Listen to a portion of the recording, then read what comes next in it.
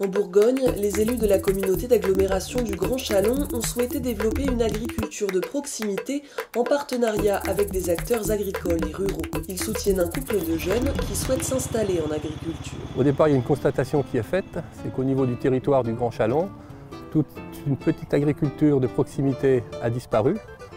Et donc l'idée, la volonté politique du président a été d'essayer de réimplanter petit à petit, autant que faire se peut, cette agriculture. Concrètement, la démarche permet de mettre à disposition du matériel et du foncier aux porteurs de projets agricoles pour qu'ils se testent et commencent leur activité.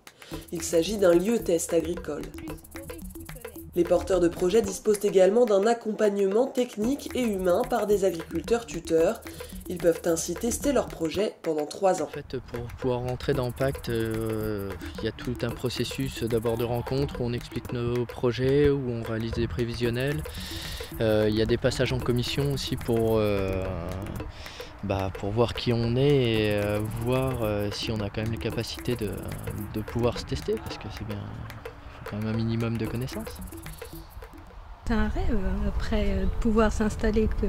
Ça faisait 5 ans qu'on cherchait vraiment à trouver de la terre, trouver des financements, pour pouvoir vivre notre passion, parce que l'agriculture c'est quand même une passion. Il ne faut pas compter ses heures, c'est physique, mais quand on aime ça, c'est un tel bonheur de pouvoir voir pousser ses légumes, rendre des gens heureux parce qu'ils nous disent « Ah, vos légumes, ils sont tellement bons, c'est autre chose. » Voilà, il faut donner du cœur à ce qu'on fait et je pense que ça nous le rend aussi. Le foncier, c'est la base, c'est la difficulté première. Au départ, moi j'ai contacté les maires avec qui je suis en relation, que je croise très souvent, pour rechercher des terrains et je me suis aperçu que ce n'était pas facile parce qu'à proximité de la ville, évidemment, les terrains ne sont pas très grands mais suffisent pour cette activité. Le problème, c'est qu'il y a la spéculation foncière et donc ils ont une certaine valeur et les gens n'ont pas forcément envie de les laisser pour l'agriculture mais plutôt de les réserver pour l'urbanisation. Nous, notre projet, c'était de travailler ensemble avec Boris, d'avoir quelque chose à nous.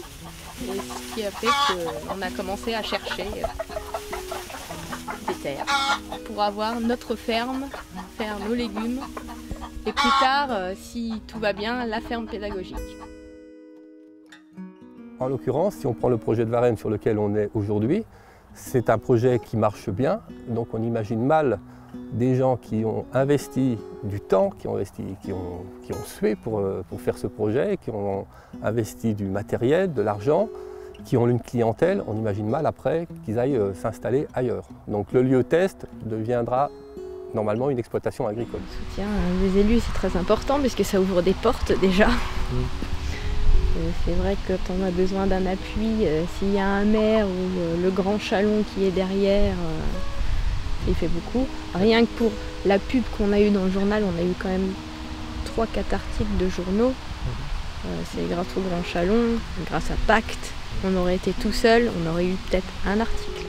Vous rappelez aussi une chose qui s'est passée pendant l'année, c'est qu'à un moment vous aviez des problèmes de fécondation au niveau de vos courgettes. Voilà. Problème parce qu'il manquait d'abeilles sur le secteur. Voilà. Alors c'est pas mal tombé parce que l'élu est en même temps apiculteur, donc il aurait fourni une ruche. Si j'avais pas été apiculteur, l'élu était là pour essayer de trouver un apiculteur qui puisse les dépanner. Alors, on est là aussi pour, voilà, ils ont une question, ils ont une demande, on a un réseau, on connaît des gens et c'est par ces connaissances qu'on arrive à trouver la réponse à leurs questions.